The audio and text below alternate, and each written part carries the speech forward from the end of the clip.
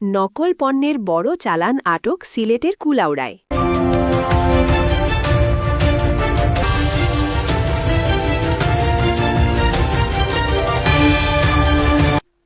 আজ ৭ই মার্চ ২০২৬ শনিবার বিভাগের কুলাউড়া উপজেলার এ চালান আটক হয়।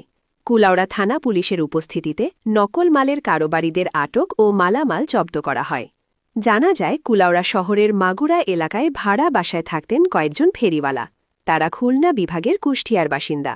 তারা বিভিন্ন ছোট দোকান ও পাড়া মহল্লায় এসব মালামাল বিক্রি করে আসছিল। গোপন সংবাদের ভিত্তিতে কুলাউড়া থানা পুলিশের অভিযান পরিচালনা করেন। এ সময় ব্যাপক নকল মালামাল সহ তাদের হাতে নাতে আটক করা হয়।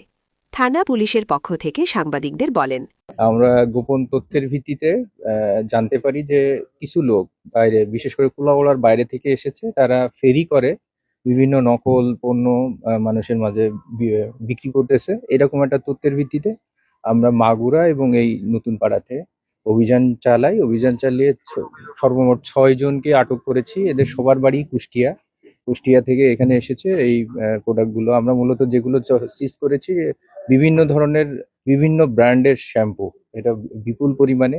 তারপরে বিভিন্ন রং ফর্সা করা ক্রিম, তারপরে আরো তারা বিভিন্ন প্রোডাক্ট, বডি স্প্রে, ফগ ব্র্যান্ডের, এগুলো মূলত সবই নকল, মানে একেবারে ভেজাল পণ্য। আমরা ওইভাবে আটক করেছি।